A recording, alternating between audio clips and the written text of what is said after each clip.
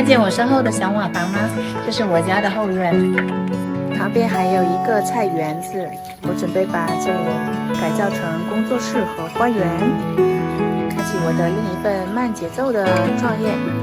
这次创业适合任何人，没有割韭菜哦，就是纯分享，你就当看看，喜欢的话也可以做做，我们一起期待吧。今天是一个好天气，晴空万里，鸟语花香。我和儿子动手第一天改造屋子。屋子最初是用来养猪的，后来家里不养了，就用来装一些废弃的物品和不常用的东西。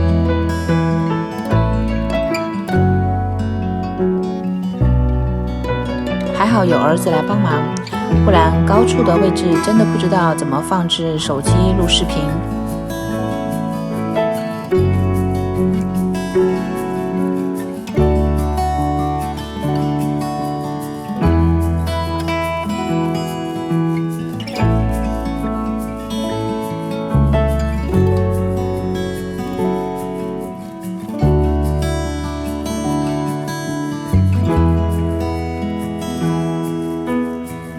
这根是刚铸的横梁，是最难弄的了。我和儿子轮流凿墙，弄了快1个小时，终于把它取出来。最后就是把原来围住的围栏打下来。一开始我们都不知道怎么弄，墙面纹丝不动。后面奶奶过来教我们怎么弄，终于把墙体慢慢拆了。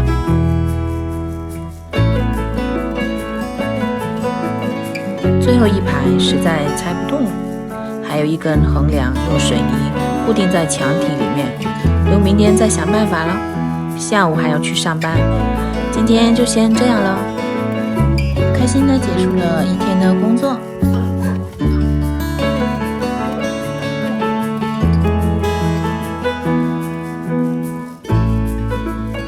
今天先把剩余的横梁给拆除了。围栏最后一排砖实在太顽固了，我和儿子都拆不动，最后还是只能留给专业的人来干。大姐哐哐哐2锤就搞定了，早知道我就不费这个体力了，打得我的手呀抖了一天。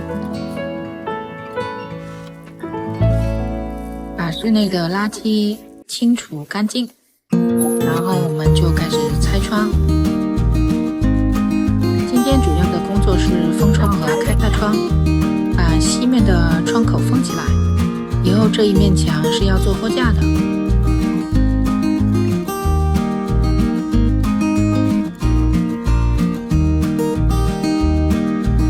老旧的门窗也是要拆除的，要重新换一些新的窗口和门口。这项工作我和儿子实在做不来，还是得请专业的人来做。师傅2个都非常厉害，很快1天就把它做好。向南方向的这面墙，我要开一扇很大的窗户，南面风非常好，开个大窗让风吹进来。窗外呢，再做一个花架子，种一些拔藤的花，又好看又遮阳。会在窗口这个位置放一个书桌子，以后工作呢就在窗边，想想都很舒服。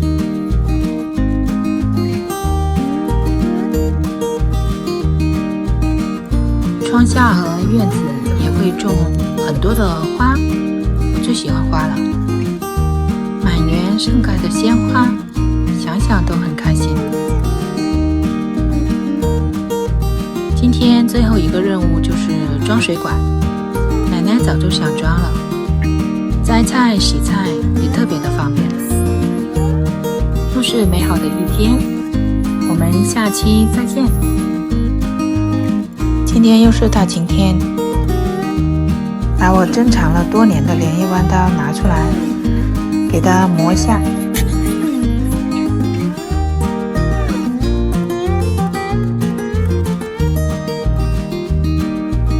今天的主要工作是把大窗前面的这一撮树条给全部砍了。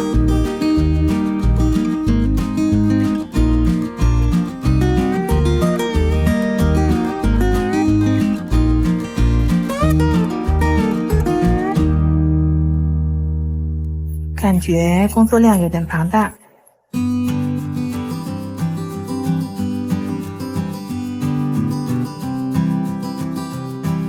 1点多我就开始工作了。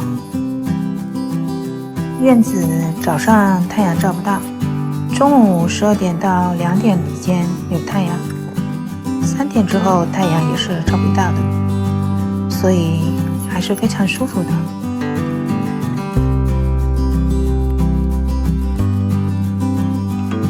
把树条子想象成渣男，一个一个的砍杀，砍掉一根就是斩了一个渣男，你就特别激进，干得也特别卖力。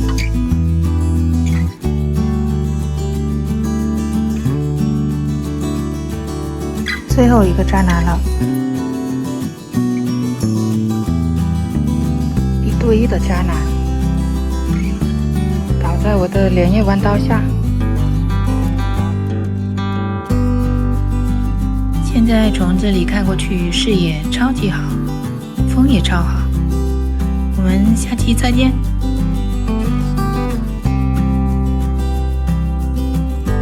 今天过见燕子，今天先挖地基，然后明天再建地基。儿子和妈妈都来帮忙了，小猫咪也来参加。1个下午终于挖好了。第2天早上我们6点半就开始起床干活了，先把围墙给拆了，然后收集水泥砖，妈妈来帮我们和泥。今天又是一个高温天气，我们都不是很专业，但是一边问一边学一边做。铺好石块之后，我们开始往上面倒混凝土。儿子负责和泥、装泥，然后把水泥递给我。我们分工合作，互相配合。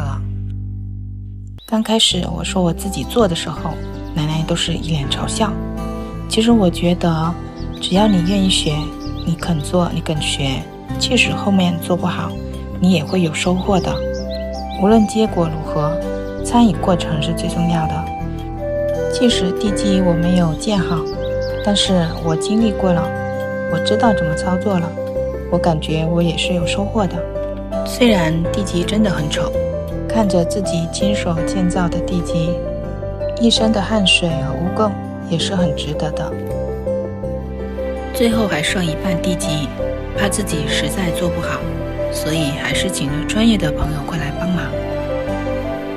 从8点加班做到了10点，花了2个小时，终于把最后上面的4层地基做好了。非常感谢朋友的帮忙，下班还不辞辛苦的过来帮我建地基围墙。这是建好的样子，明天就可以开始填土了，期待一下吧。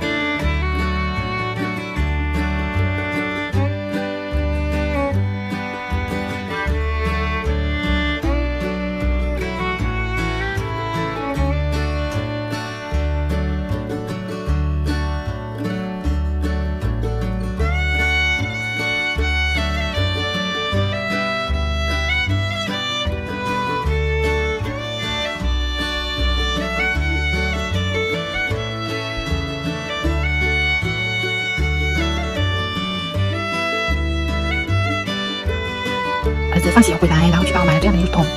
他在外面和水泥贴上这种装饰的一些石头，然后做一个小鱼池。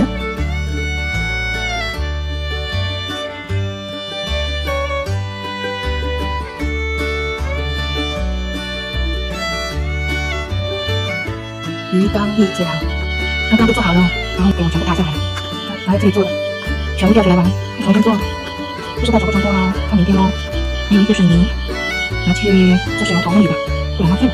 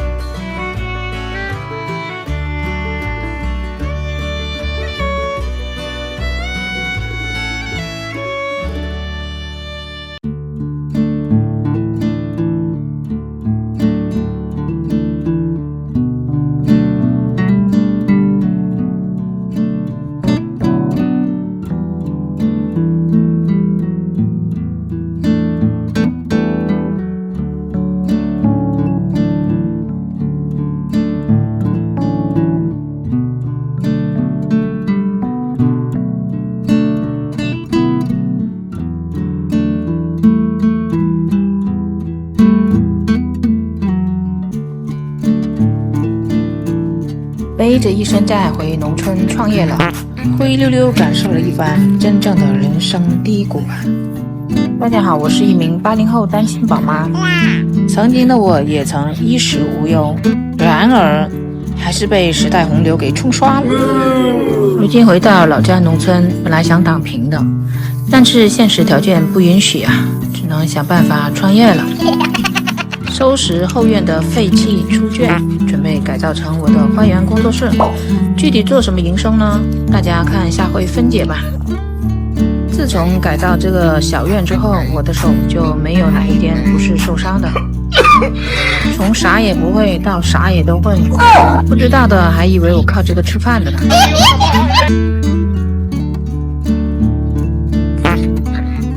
又是加班加点的一个晚上。打磨木头灰真的是大呀，这口饭真的不好吃。第二天的高温天气没让我失望，还是那么热，出门就是7分熟。某宝买了2.5公斤的防腐漆，打开之后无色无味，上色也很容易。这种暴露在天地之间，风吹日晒，想要用得更久一点，咱们还是得做一下防腐工作。这种花架子木桩原本就有了，不用花钱，只需要涂上一层防腐漆，我就可以使用了。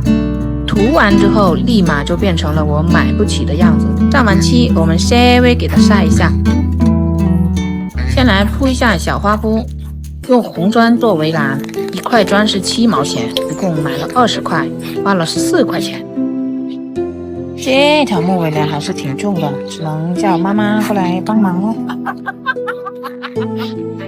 2个花圃都非常完美，你们觉得种什么花好呢？ Hello， 今天我们来弄这个房顶，看一下这边原本的话呢都是做这个瓦片的房顶，然后我们现在我打算用那个竹凉席把它全部盖起来，然后在岛高买了一个10米的凉席，我们先来把这个距离给它量出来一下，然后再用这个钢钉把它给钉上去。这个方条它是43，然后这个主席是175，然后钢钉和纱布是一共是14块钱，这个机器的话是朋友借给我的。现在我得爬一下这个架子上去量一下这个瓦片之间的距离，然后裁好裁剪一下这个凉席。其实我是有恐高症的，但是我觉得这个我应该能克服，慢慢爬上去，然后再作业就可以了。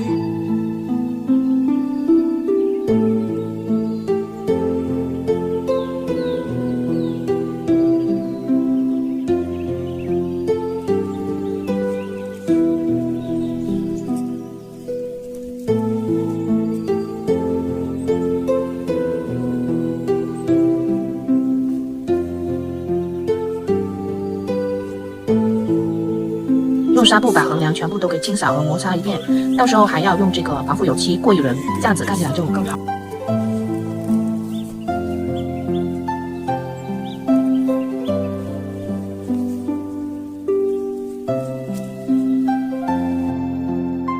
一片狼藉，终于做完材料喽。目前是这边已经做好了，还有这边有4个已经没有材料了，我已经转身下单买了昨天。今天先把这些梁子给打扫一下，磨一下，打磨一下，到时候装完直接可以涂油漆了。今天就先到这里喽，还挺满意的，挺喜欢的，上完油肯定更漂亮。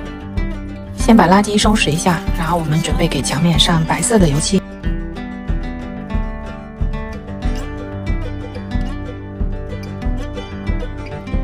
这桶漆是20公斤，老板开价是280，我讲到了200块钱一桶。后来我发现某宝上只卖139，所以第2桶的话，我是计划在某宝上面买。2桶漆花了我340块钱，钱真的是不经用呀！姐妹们得努力工作，努力赚钱啊！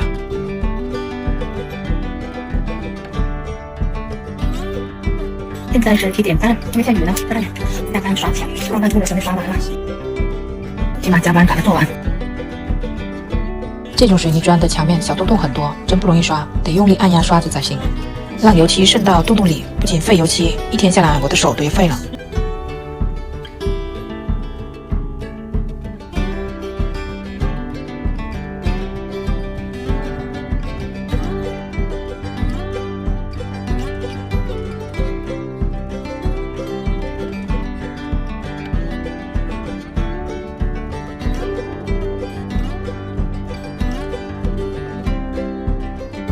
填起来，马上先来看一下我们昨天刷的墙怎么样了，还是不够白，应该再刷一轮，这样看就明显。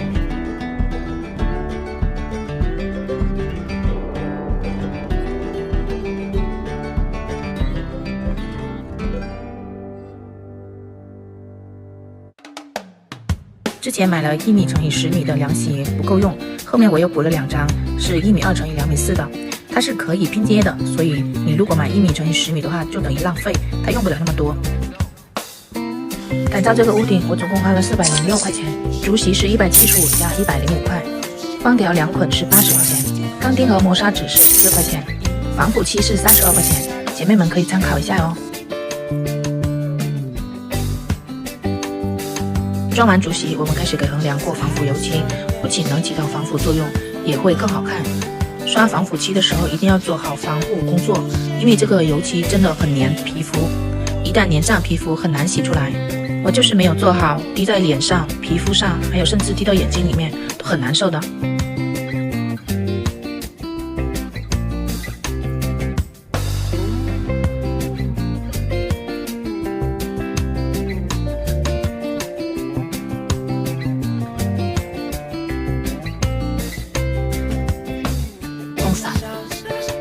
得等它干了之后一层层叠加，不然它容易塌下来。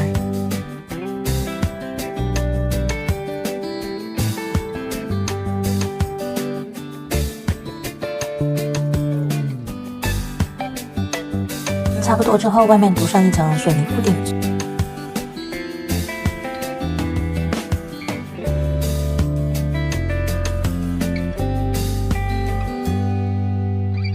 今晚又加班做这个鱼缸。最后一层了，封顶了，上面也做全部围好边，明天这个底部杆就可以翻过来了，然后再装饰，大功告成，耶！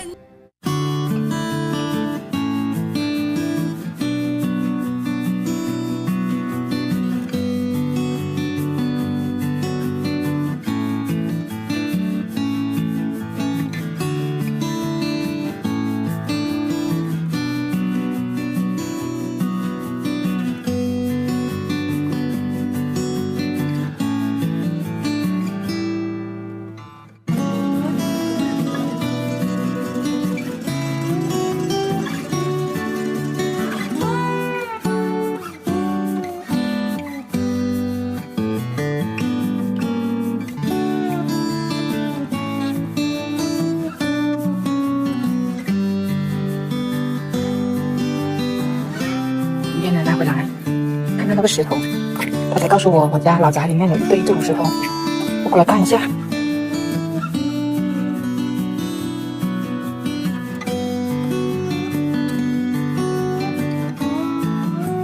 被你妈的，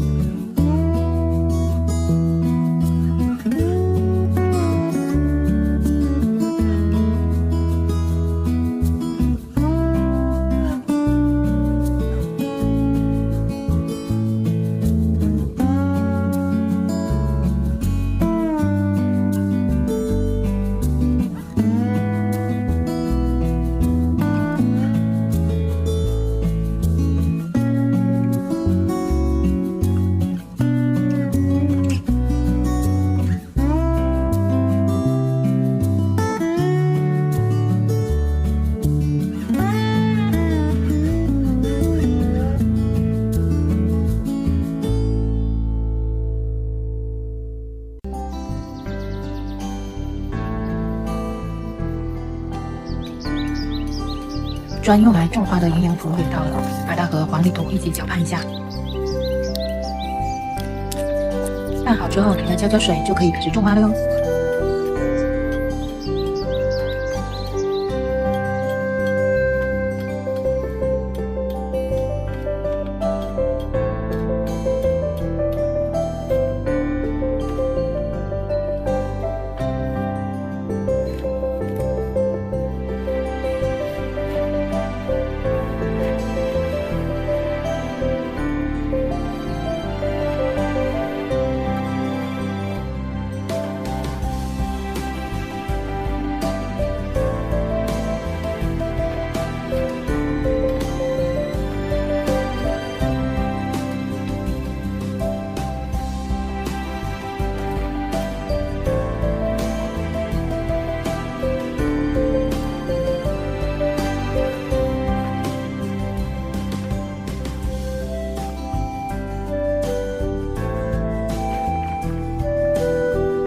做篱笆围栏和花架子，我选用的材料是竹子。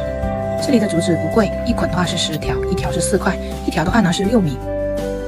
买了2捆，然后把它切成2半，运输回去会更方便一些。按照想要的篱笆高度量一下尺寸，然后再进行切割。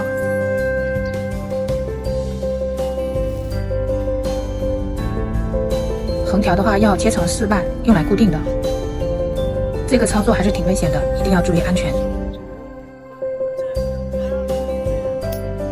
先把用于固定的横条装好，然后再开始上竖条。天开始慢慢变暗了，把灯挂起来，继续加班做。这个篱笆围栏没有那么难做，操作起来还是很简单的，关键是还便宜。这一面也一定要装上固定的横条，不仅好看，而且更牢固。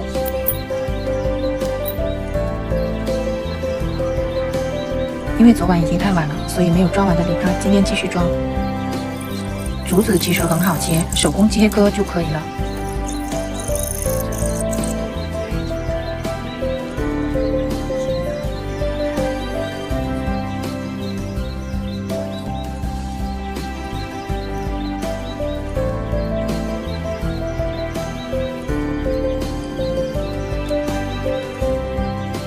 做完篱笆，我们开始做花架子。这个做起来也不难，只要量好尺寸，切好竹子，然后把竹子放上去，排列好间隔，再给它固定就可以了。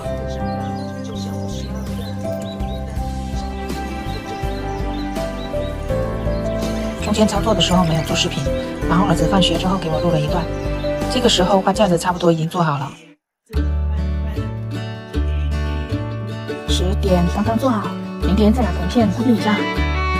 花架子栏杆。OK。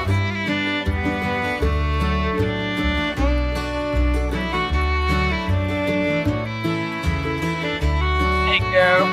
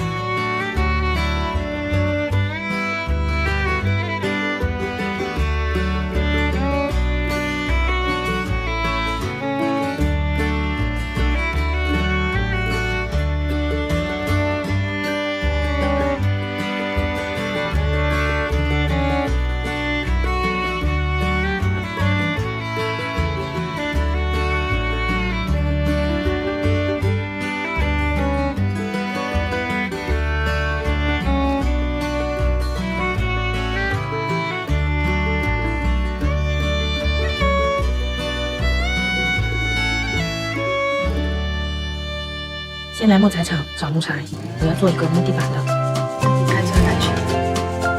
户外木地板最好是用防腐木，但是我们小县城没有防腐木，我找了好多家都没有，所以只能选择这种原木的。而且原木的话呢，比防腐木要便宜很多，一条是7块钱。原木打磨好了，然后涂上防腐漆，也是挺耐用的，也可以用好几年，所以也挺划算的。底架一定要牢固，朋友比较专业，所以他会来帮我把底架固定好。专业的事情还得专业的人来做，不然容易出错子就更麻烦了。木条的长度他也顺便帮我切割好了。第二天我给木板上钉子，每条木板的话有3颗钉，两头和中间每一颗。木板的厚度是4公分，钉子的尺寸是10公分，这样子的钉子钉下去就稳妥妥的。原木的密度不是很高，所以钉子还是挺容易钉下去的。但是钉完整个木地板，我的手脚也是酸疼。不过看到我钉满的木地板还是很漂亮的，所以再多的苦，再多的疼也是值得的。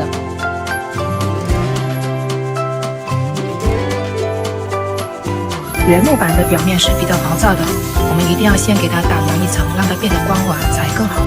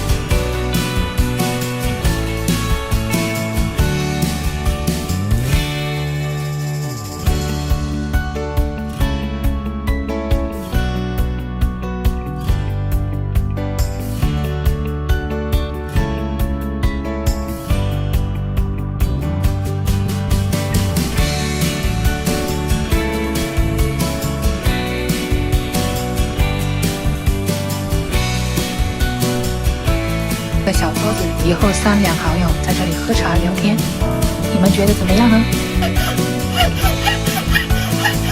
院子做的差不多了，剩下的工作就是种花养鱼了。把之前做竹墙剩下的竹子来做一个花铺，搬了4桶黄泥，先做一个打底，因为这个坑有点深。我喜欢土栽养花，这样感觉花更自由了，就像我们的心灵一样，我们也是都渴望自由。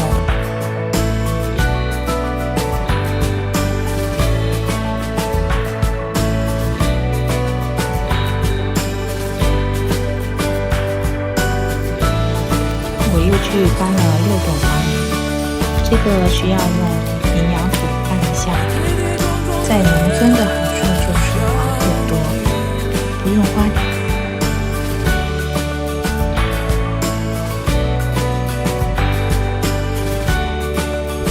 把拌了营养土的泥土再把它铺满。这个地方我想种月季，种满各种各样的。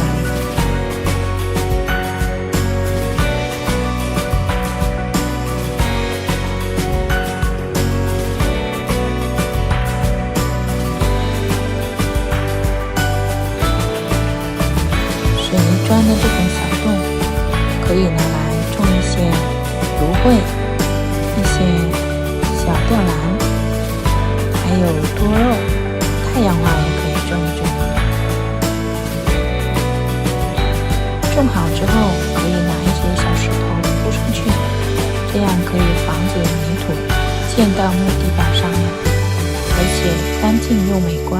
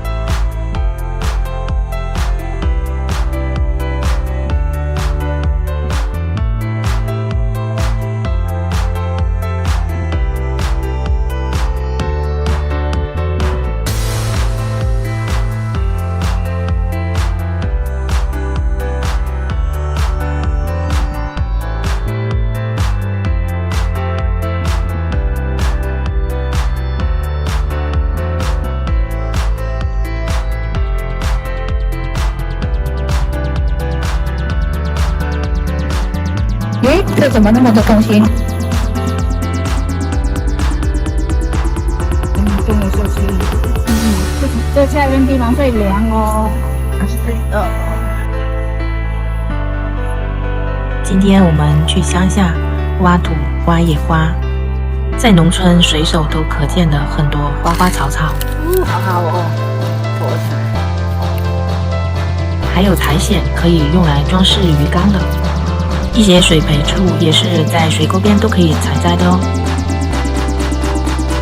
村里每家每户房子前面都会种有一些花花草草，村民也非常热情，不会介意你采摘，甚至还会帮你摘哦，特别的朴实。这个应该是兰花，我也不太清楚品种，总之我觉得好看就行。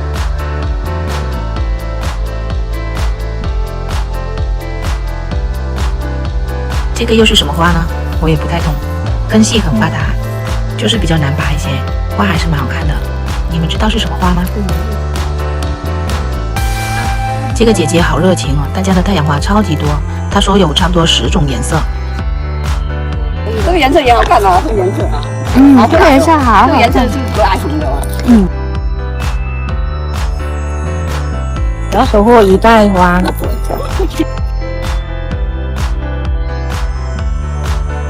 回到家把花分类了，开始给花种植，沉浸式种花开始咯。小兰花一部分种在鱼缸旁边，到时候会长一朵朵小花，很好看。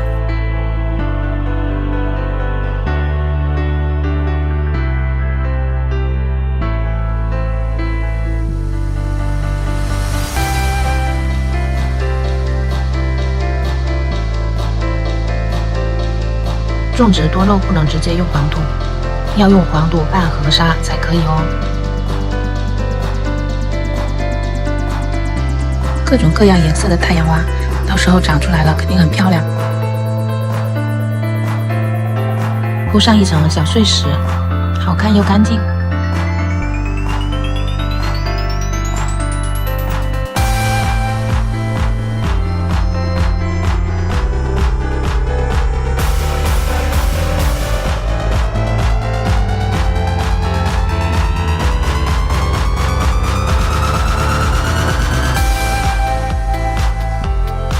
农场花有送的叶蓟，白色的叶蓟，谢谢。哇，大只哦，好刺啊！哇，扎手！啊，终于把它搬回来了，真的是带有刺了，好多刺啊！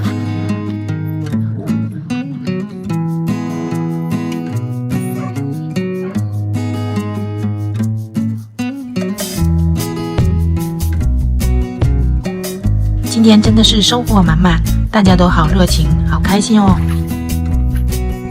这个是我在网上花了28块8毛买的爬藤叶蓟，有1.6米的高度，卖家真的很良心，到货真的有1.6米高哦。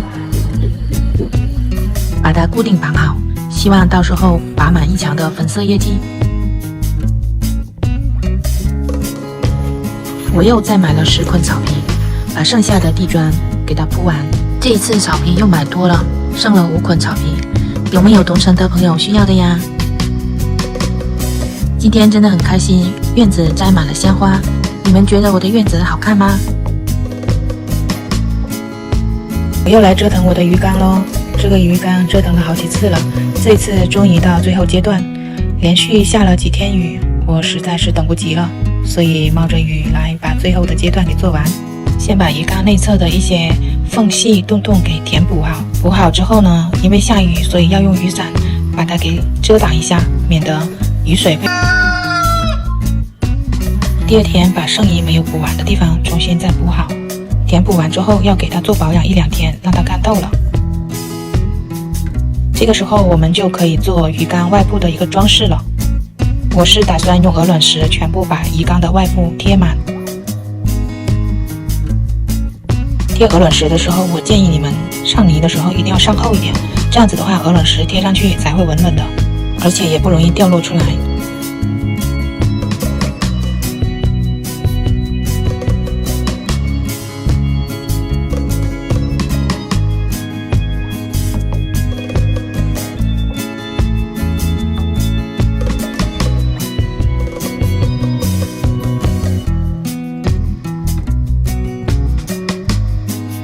大的鹅卵石可以放在鱼缸底部做装饰，这个在上一个视频大家应该也看到效果了。鱼缸内部的泥浆干透了之后呢，我们开始上一层水泥油，水泥油能更好的锁住水缸里面的水。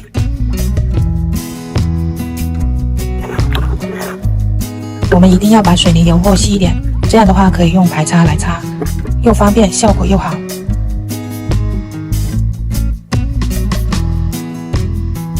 第一层水泥油已经擦好了，留它干了之后再擦第二层。这个时候我们可以对鱼缸的外部进行修补一下，给鹅卵石加一点水泥，这样的话鹅卵石会更牢固一些。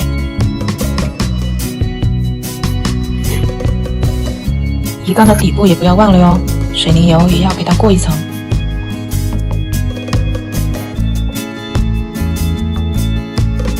第二天水泥油干了，我们又可以再重新过一层，这样的话呢，它会更密实一些。擦完之后，让它干透几天就可以装水了哟。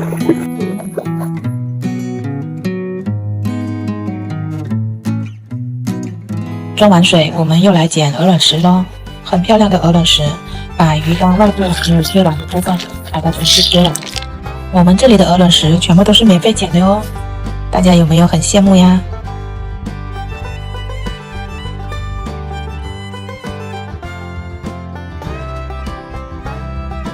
最后部分就是给缸口做一下装饰咯，把去山下挖来的苔藓都种上去，还有一些水培植物也一起种上去。这个装饰是我在网上无意间看到别人的鱼缸是这样装饰的，我觉得特别漂亮，所以我也灵感乍现，也学着别人这样装饰鱼缸。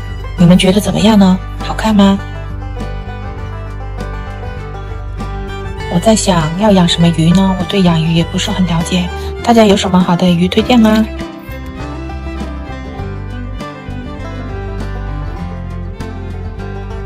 接下来就要学习古法养鱼咯，我们下一期见。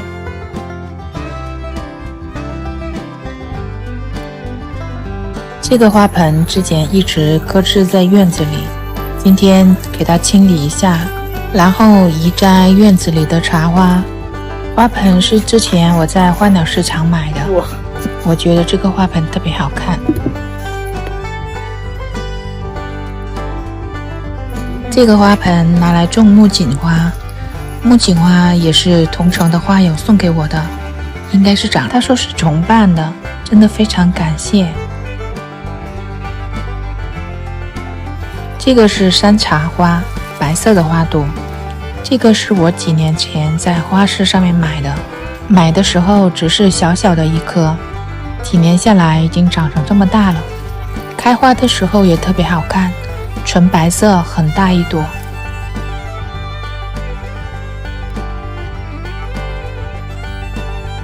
网上买的叶季正好也到了，共4颗，有一个爬藤的，叫蓝色阴雨，紫色的花，3颗灌木分别是天方夜胆、朱丽叶和法国莫奈。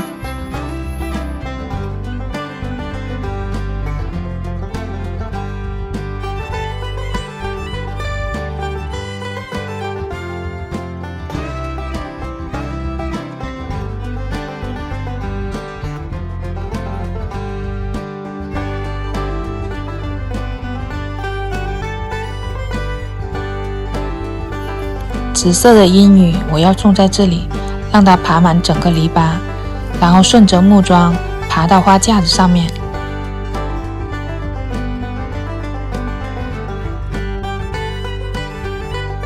院子里的花基本上都种好了哦，已经在期待明年的。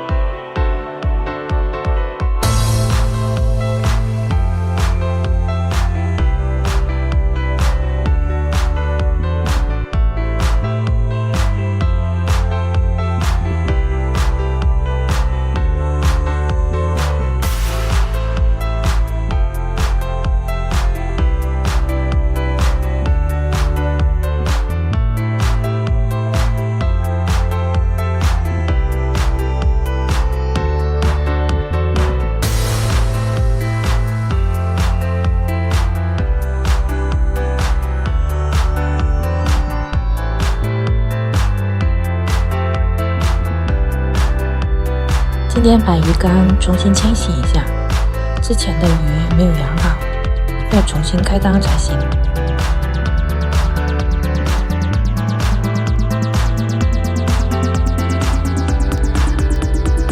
古法养鱼真的没有想的那么简单，虽然我之前也做了很多的学习和功课，但是还是没有做好。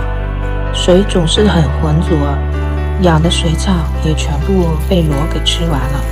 见别的博主都说螺能吃鱼的便便，但其实螺吃不了便便，反而会把你的水草给啃光了，所以不建议大家养这些螺。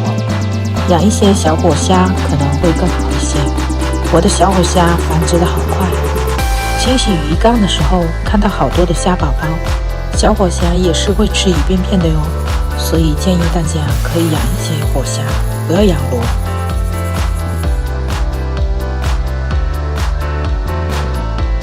清洗好材料之后，就开始往鱼缸里面铺了哟。最底部一栏铺的是水草泥，然后就到红山石。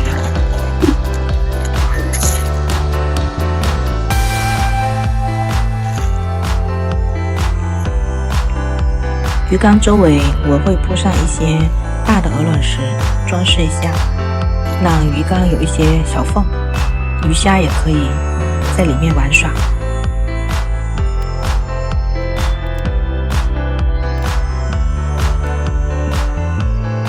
最后就是种水草了，不知道这个水草还能不能养活，先种吧，毕竟也是花了大价钱买的，怎么样都得想办法拯救一下。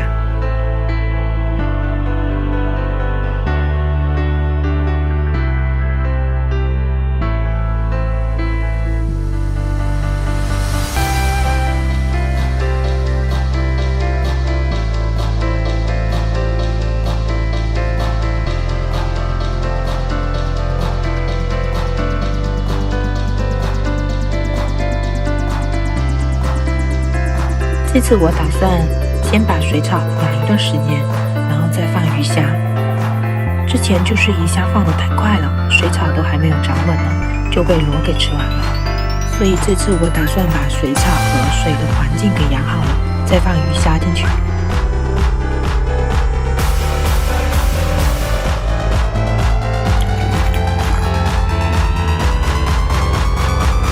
一直都很喜欢烧壁炉的感觉，会觉得家都特别温馨，有英式冷暖的感觉，也有小时候围炉烧饭菜的温暖，所以在小房子里做一个壁炉是必须的事情。虽然一窍不通，连砌砖都不会，但凡事只要肯学，都能慢慢上手的。做壁炉之前，我看过非常多的教程，也收藏了很多博主制作的视频，我脑子里好像也有了点思路，设计好壁炉的大致模样，就是选购材料了。火砖我用的是普通的火砖，7毛钱一块砖，150块砖是105块钱，瓶子可以隔热保温，不花钱。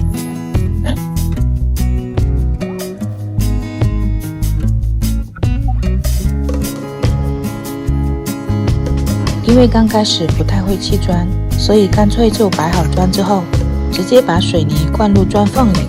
方法有点笨，但好像效果也不错。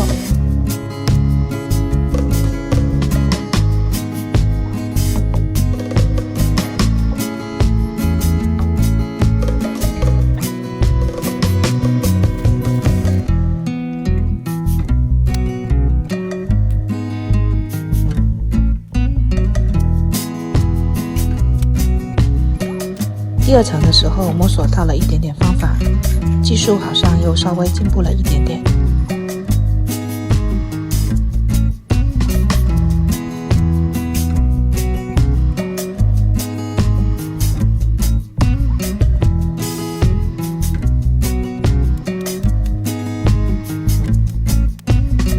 后来我在别人的视频里注意到，火砖砌墙之前得先泡一下水，难怪之前没有泡水，很难以水泥粘合。泡过水之后就很容易就粘上了。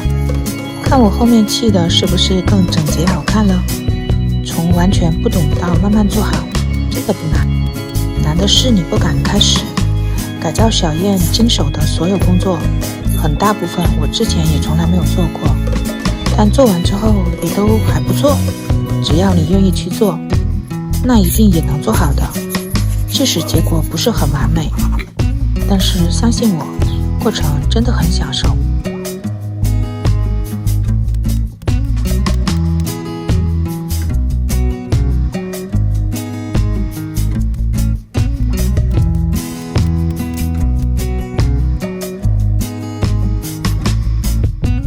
现在砌的是收纳柴火桌的2面立柱墙，我计划高是1米。桌面和壁炉上面用厚木板，既好看又可以放东西。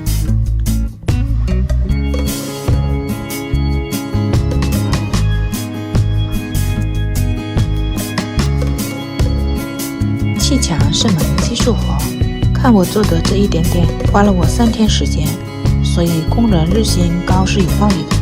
贫穷又让我学会了一项技能。